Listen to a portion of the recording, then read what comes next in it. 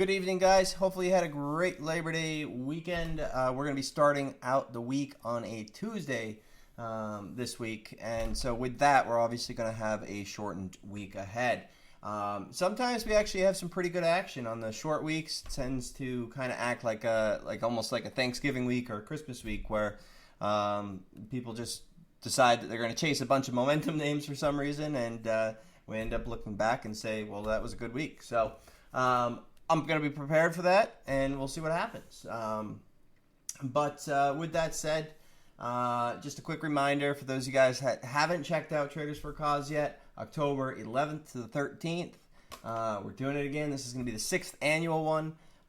We've got an amazing list of speakers this year, quite a bit different than prior years, all different types of trading, and it really should be a fantastic time. So, one thing that I mentioned in the scan too is this is different than the rest. When you get there, you're not going to be pitched. It's not a pitching type of event. We're not selling anything at the event. Yes, there are sponsors that they put their logo on T-shirts and things like that, but nobody is going to be up there in front of the mic telling you why you should buy their service or anything like that. So anybody that has the mic in their hand is just pure informational, pure educational, and just straight good. So with that said, consider it if you haven't thought about it. If you have any questions at all, email me. You can do so via Twitter DM. You can do so by leaving a comment below. You can email me, Nate at investorsunderground.com, or you can email Zach at traders4acause.org. And more than happy to help out anybody that has any questions. We also have the golf tournament that it happens on that Friday. You do not need to be a golfer to even golf. I mean, it could be the first time you have clubs in your hand. But one of the common questions I get is, I'm not a golfer, so I'll probably skip it. But like I said, there's probably about 40 to 60 golfers out of however many people end up going, which usually is about a quarter or so. It's a pretty intimate event. Obviously, the ticket is we're doing it at a Vegas casino, and it's obviously for charity. So basically all proceeds that we get from the event are given to the beneficiaries. You can check out the website that I've linked here and find out a little bit more of where that's being directed this year. So let's get into the week ahead. A minor note, it's actually been pretty, it's getting very tiresome, I would say, just because every day these things are starting earlier and earlier. So usually, I'd always be prepared. I'd get up relatively early and try to, Tuesday, Thursdays, I do my workouts in the morning very early. I get up at 5 and then I end up working out like 6 to 7 or so. And then I come back and I'm, on desk 7:45, prepared for 8. And so those are my quote unquote late mornings as far as getting to the desk. But for the most part, that's usually fine.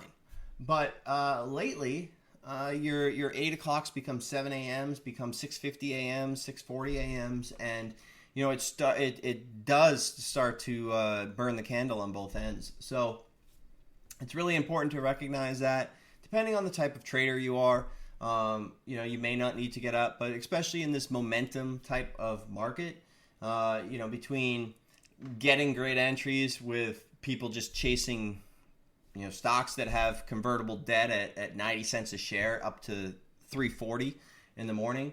That was I forget what the ticker was offhand, but it started with an I. It was a couple IBIO, actually, I think it was. Yes, it was. But that was like 3:40 in the morning. But you had to be there 6:30, 6:40, 7 a.m., before 7 a.m. And then the borrows ran out. So, if you weren't there, you weren't prepared, you missed out on an incredible opportunity knowing that they were just going to be selling like crazy down under 90 cents. So, with that said, it's just a general note. It's definitely been a couple long days, but I think that it's important once you do get to a little bit lesser of positions during the day. I think it's important to kind of take a step out the door and at least try to get outside a little bit or get away from the screens for a short period of time. I mean, I'm not one to talk. Obviously, I'm in front of the screens quite a bit. I enjoy this kind of stuff, but at the same time, you do start to feel a little bit burnt when you have to start the mornings, at 6:30 a.m. So, with that said, there's a little bit of shift in momentum the last couple weeks. There has been, algo there every single morning except for last week. I don't think there was really any stocks that got an algorithm involved. The only thing that was closest to that was maybe AKTX on Friday, which was just somebody, in my opinion, churning volume, trying to create a short position, trying to create liquidity so you could obviously, as you saw, so they could sell it down the rest of the day. So that's my thoughts on current situation right now. We've had plenty of action after open, though. I think that there's actually a lot of time wasted from 9:30 to 9:45, 9:50 trying to make something happen. There are trades there for sure, but I think that the bigger money has been coming from either being prepared pre-market and potentially being involved in some of those momentum type names, or just waiting for things to set up 9:45, 10 a.m. plus, and not getting involved right off the open. And the reason for that is sometimes you get involved and you start to have your blinders put on, right? Just like a horse, in New York City, they've got the blinders so they can't see left and right. They're just focused on this one, path that they got to follow. And, you, like them, are, zoned in. You've got your blinders on, focused on this one name. And all these other layup trades, I'm not saying that the trading is easy, but these easier names are flying by left and right. And for whatever reason, you're so zoned in on this name that you want to nail this name that you miss all these easier ones. So, kind of recognize that. And also the last note that I think is important, LCI. LCI was a great squeezer this week. I got so many PMs about this, and just so many people short biased. It's just incredible how many people see something and think that it has to pull back, but fail to recognize that the trend is holding, and fail to recognize that VWAP is, it's over VWAP, or it came back and tested it and reclaimed it. It's if you swapped out this ticker and put something else, everybody would have realized this. But for whatever reason, everybody has formed a decision that this thing has to go down, and they not necessarily missed the long side because it was obviously difficult to get long and trust it. But everybody's trying to find the top all day. And instead of just taking it off radar or getting long or, anything like that, they're focused with their blinders on trying to find the top on this thing. And I think that you'll notice if you're so zoned in on things, especially on a day like this, where it's up, down, around this VWAP level, just take it off radar or tell yourself, I'm going to come back to this 2 to 3 p.m. plus. Because you're going to find yourself getting in this chop, and you're going to not necessarily burn yourself out, but you're going to exhaust yourself.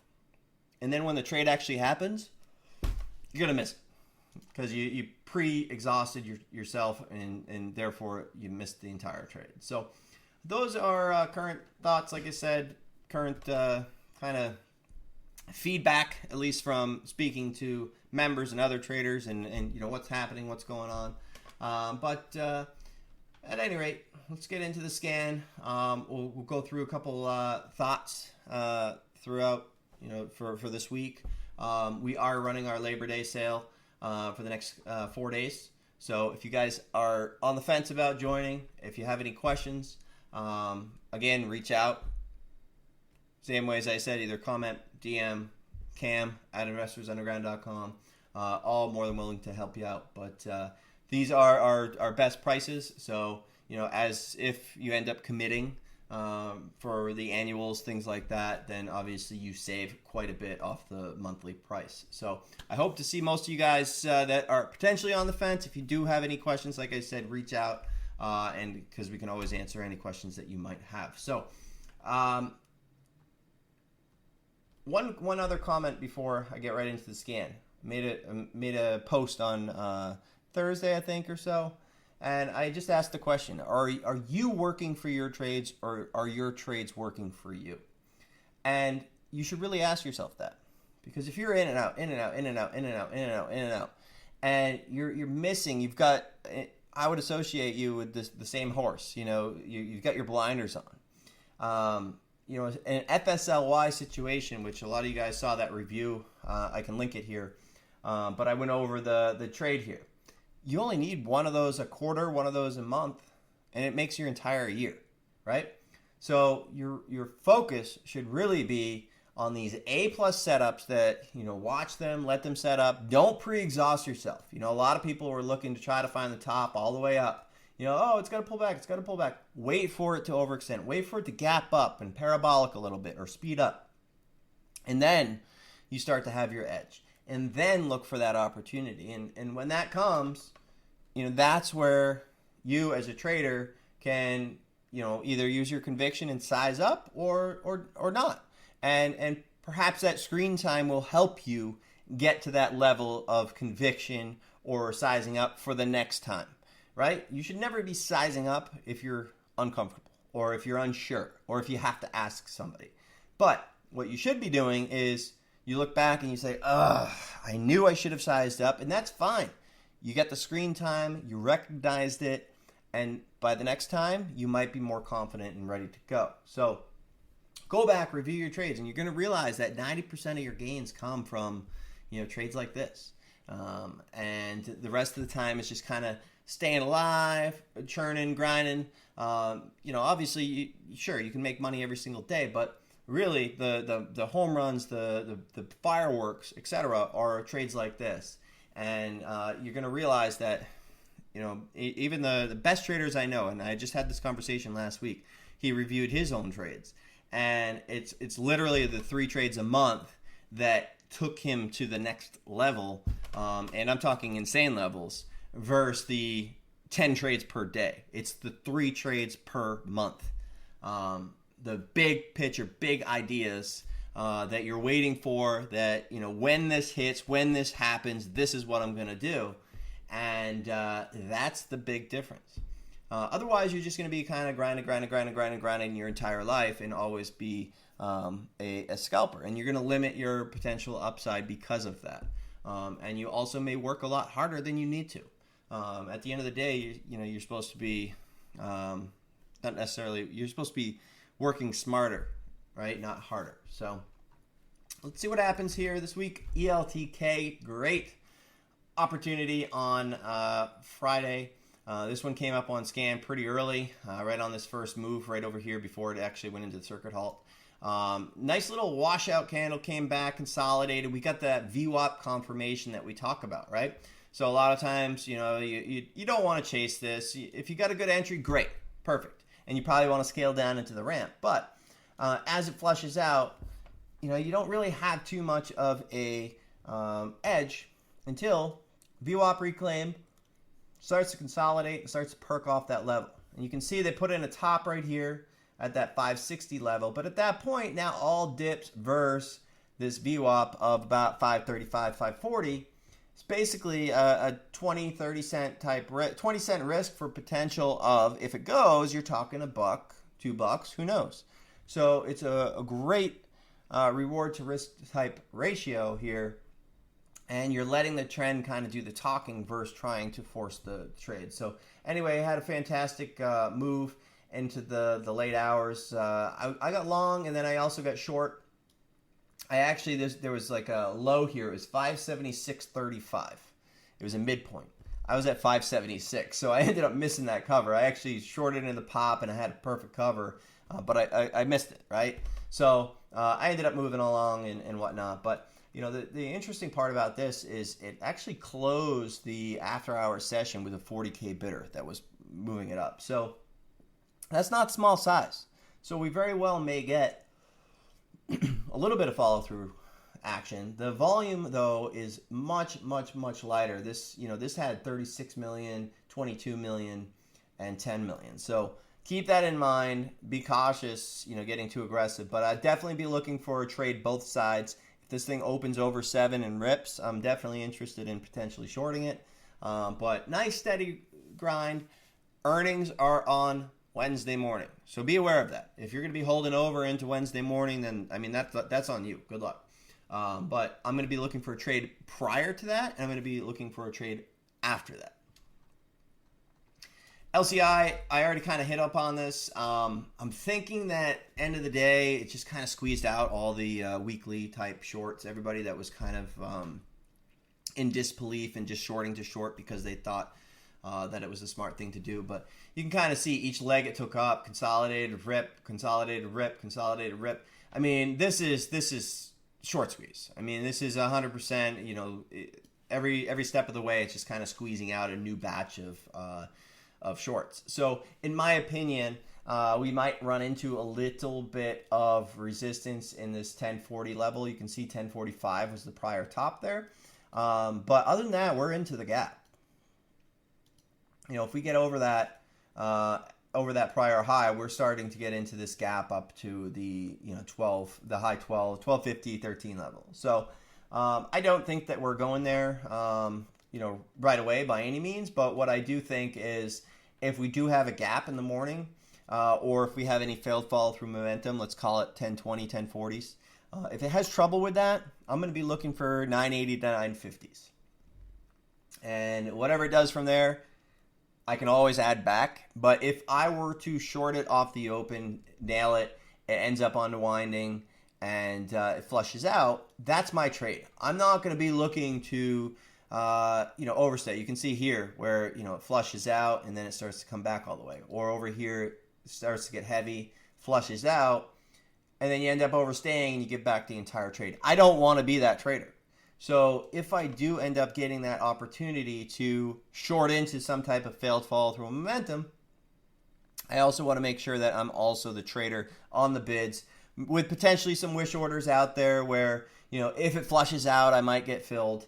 And if not, then just be prepared to swipe right on the offer in the event that things start to slow and you have to start to compete for the offers. And that's kind of what happened here throughout the midday. You've pretty much got a situation here where everybody's kind of bidding for it and then freak out, bidding for it, freak out, bidding for it, freak out. So these are all emotional spikes. So basically what I'm saying is I want to be one step ahead of the emotional spikes once it starts to reverse. Rad was nice. Rad was a clean trade. The first time I had traded this day, I mean, it was monster. I mean, it was a really nice move. It had a really big breakout, and we also had some pretty good volume. So this is the first time it is actually kind of coming back a little bit. So we might actually have a pretty decent opportunity. I don't want to chase it. I'd want to see it come back to about this level, basically 630s, pretty much over Friday's VWAP. If it breaks down under that, then I'd even consider fading it. But this thing's been pretty beat. It trades pretty thin. It reminds me a lot of NVAX. I talked about NVAX and Blue Apron, APRN, that these things can trade thin when they want, but the rest of the time they are super heavy. So this day here, when it was in go mode, it was trading super thin, but the rest of the time, assume it's heavy. Same thing with the Rad daily, and the same thing with NVAX over here, where at the end of the day, it's a very thick name, although it appears to be a lot more thin, and then now it comes back to reality and slowly fades off under 5 or under 6. So keeping that in mind, same thought process on Rad. So basically, if it does start to fail, I don't want to overstay. But on the trend up, as it goes up, I'm assuming this is going to be a nice thinly traded name. I got involved on dips versus VWAP on Friday. I made it most of the day. I had sold most of it over here, I think 636. And then I kind of got back in there for the end of the day. But again, it wasn't. I mean, it was a good, solid, steady trade, but it wasn't a big trade, right? It only went about 20 cents or so. However, I do think we have the potential of a buck type move if 630 start to kind of base in and we have that nice reversal.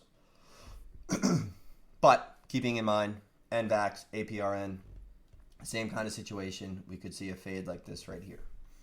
SONO, Sonos, it's been a fantastic ripper from 10. I'd be looking all dips, 1420, 1430s. I always go back to the prior day's VWAP just to kind of, make sure that it's still in trend, right? It's still staying in the steady grind higher. If it's getting heavy there, it's no different than 9:45, 10 a.m. plus, where if I'm getting long something and it's heavy and it's under VWAP, then I'm probably on the wrong side. Or if I'm shorting something and it's holding over VWAP and it's kind of pushing, then I'm probably on the wrong side. So I usually use that VWAP level to guide me 9:45, 10 a.m. plus, and it's rare that I size in unless it's a high conviction trade above VWAP. So IMUX, just to kind of review, you can see how thin it trades, but nice ripper so far. I've been in this for quite some time. I think since June. I had this first day over here, this first pop-up day, and actually I bought it that day. The next morning it gapped up, and I pretty much held it since that day. There was 2 other days that it ripped up to about 18, 19, and I had taken very small off. I ended up replacing that, and I have a high 11s average at this point. But again, I've held it for, I guess it's almost June, July, 4 or 5 months now. I guess 4 months. But at any rate, over this 19 level, we'll see what happens. They do have a 40-point target on it. Chardin, whatever that outfit is. But not much coverage, not much volume. But again, look, if it goes up a buck a day, I'm happy. But either way, nothing that I like at these levels. Obviously, it's kind of extended, but so far it's been good. FSLY. You can see that there's a nice base being formed over here. And the comments that I have in here is, over here it starts to rally off the lows, rips up, squeezes. This day it dies and then comes all the way back. Shorts are trapped. Shorts are 100% trapped. This day squeezes out, comes all the way back. Shorts are finally like, all right, we made it through the hardest part. We're back under that, chart resistance, which you can see here. Drawing that line across, you can see it closed under that. So they all feel great. Then the next day it squeezes, right? So we know that shorts are 100% smoked on this day. So that was the reminder that, as it was going and it started to really overextend, my goal for this trade was maybe 32, 33 parabolic. So we got right into that. I was hoping a little bit higher, but we got that 35 level. And then it ended up unwinding. But the most important part was I came in with 2 plans. Either one, if it flushed out, I'm still looking to get long. Or 2, if it gapped up, make sure you treat it as a scalp and you take the profits and don't try to be a hero and think that it's got to pull back, because we knew that it was a squeeze and we knew everybody that was short was screwed over here. We're still over those levels. We probably only got more shorts in there.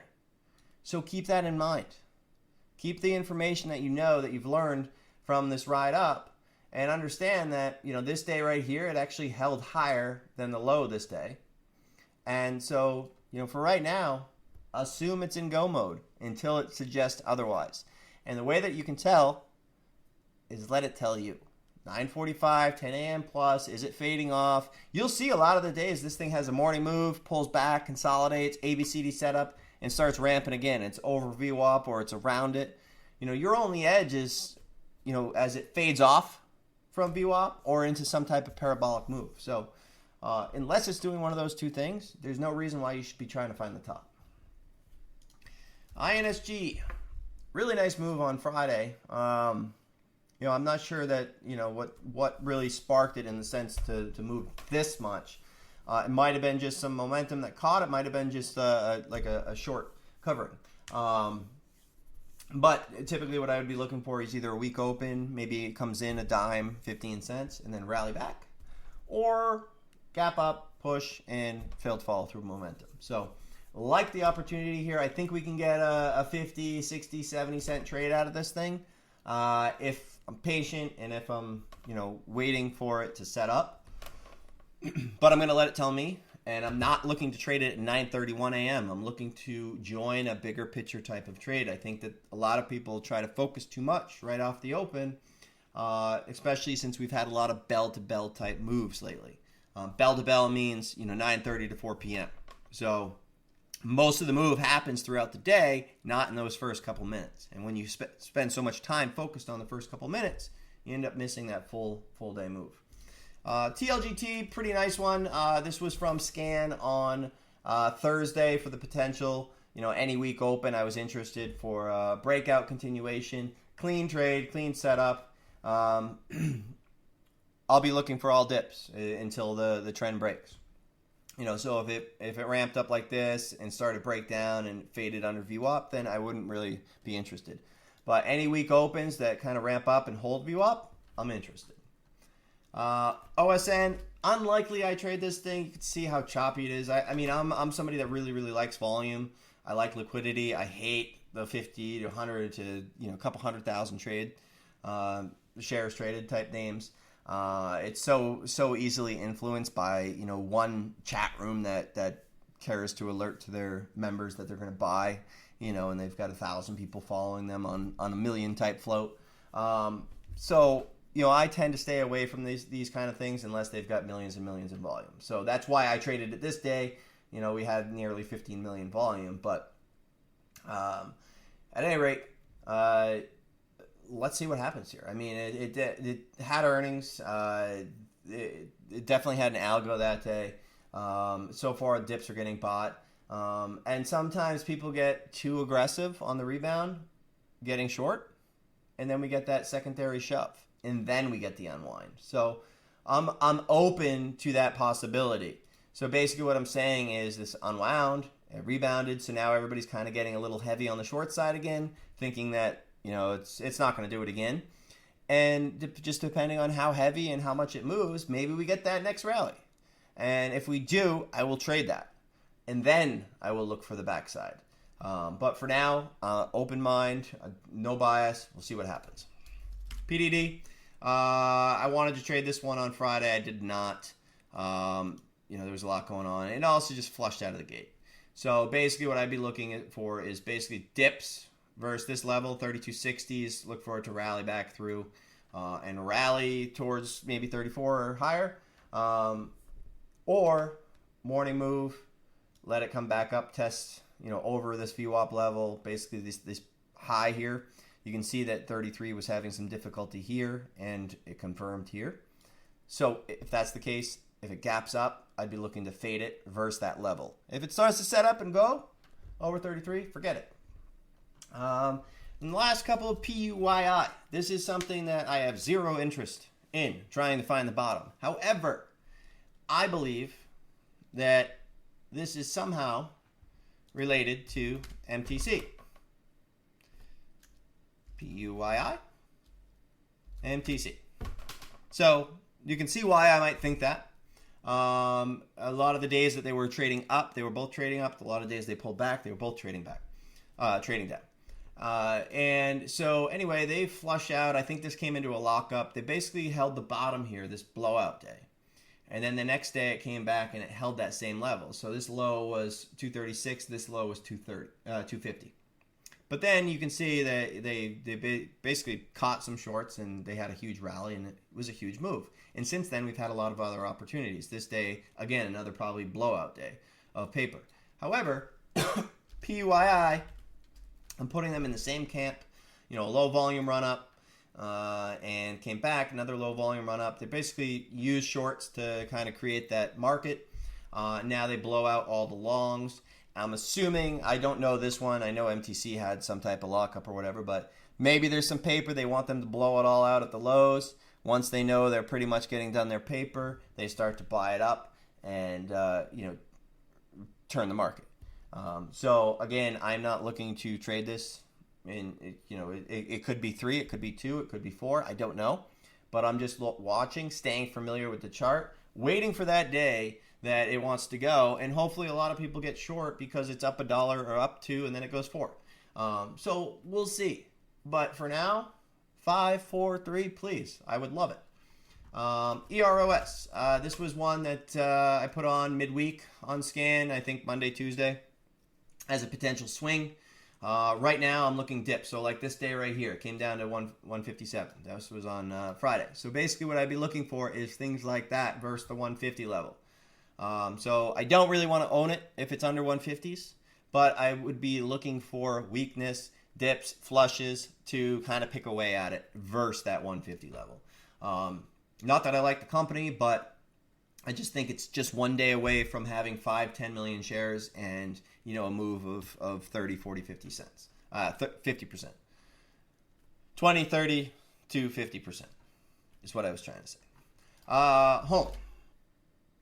I faded this one a couple times on Friday around a core. It ended up being kind of an overstay. I got involved, flushed out. I added a little bit. I covered. I re-added, added more, and then ended up screwing up my average. So kind of churned me out rather than just wait for the big picture and wait to get that confirmation.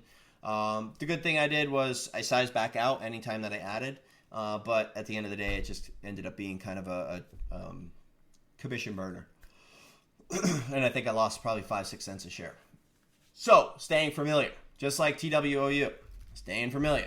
At some point, we're going to have that $1 or $2 type day that I want to get.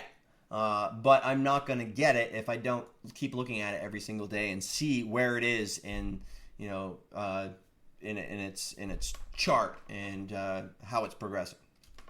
And so with that said, home every single day I'm watching it. We're either going to get a nice pop towards 8 or we're going to have that failed follow through and it's going to pull back 50, 60, 70 cents, and I'd love to be there for it. And I think the last two are AOBC. This one, earnings disaster there. It kind of actually was coming back, I think, pre-market. Yeah, came back pre-market, flushed out, ripped. Big miss by me, but ideally morning rip and then fade off is ideal. And just when I was doing this, I remembered I got to add big. Got to add big to the scan. This was a big one on Friday. And basically I got short. I dabbled over here, and what I told the room is I'm short. I'm dabbling in a little bit, a couple hundred shares here and there, just so it's in my face. Because sometimes you lose sight of stuff off the open, but I knew that we had a trade here. I didn't know which way. I didn't know how it would end up. It could have been a situation where it ramps up, it starts to base and have a nice little ABCD. And if that was the case, then I'd flip long and take that trade. But at any rate, it had a nice parabolic move, and I had posted the chart on Instagram and Twitter for you guys that if you don't recall. But at any rate, I pretty much sized in into this move and got a really good piece of the action. So with that said, I would want to either see a morning move, shove, fail versus VWAP, or if it starts to set up, I call these transitional days, right? Where, it does gap up, it is up, it did have a run, but it kind of closed like, weak, didn't really do anything. But you're not going to cause people to sell if it doesn't do the kind of move, right? It's gonna make everybody stay long. So sometimes on the transitional type moves, it ramps up and it unwinds, everybody bails out, and then the next day actually has that nice steady clean move. So with that said, I'm not 100% short bias. I'd love to short it. I'd love to fade it back to 18. However, if we start to kind of consolidate and we're over 23 tomorrow, I would risk towards this level. I'd be a buyer over 23 if it's holding 9:45, 10 a.m. with a risk off of 22.80s. Otherwise, I'd hope for some type of push towards 23.30s, maybe a little higher, and then look for the backside. So I will add that to scan And this is why I do these scans and go back through trades that I took prior days, because it jogs your memory. And then last but not least, I don't know if I finished AOBC on that thought, but basically higher the better, unwind potential. The thing that draws me here is this volume, right? So we should have 1 or 2 more days, and ideally we get something that goes into the 550s or lower. And then PSTV, I probably will not trade this thing at all, but I feel like on a move like this, everybody's like, yep, finally, it's done. People unbox, and by boxing, I mean sometimes people say you're short 5,000 shares, you also go long 5,000 shares because you're afraid you're not going to be able to get to borrow. So when it starts to rip, most people actually take it off into the rip and then end up screwing it all up. But the best kind of way to unbox is just wait till the dust settles and risk starts to go down. And what I'm saying here is potentially people are starting to kind of unbox the trade, maybe being patient with their short, and then we're just 1 PR away if it wants to go again. Because this easily could be 440,000 float, or it could be up to about 1.1 million or so, depending if they did all the warrants or whatnot. But at any rate, I'm just staying familiar, because if and when the trade sets up, I'll know what I'm up against. But for right now, I am just assuming that it does nothing. So that's about it for me, guys. Again, if you have any questions, reach out, comment section, DM, cam@investorsunderground.com. If you have any questions about Traders for a Cause, Zach@traders4acause.org.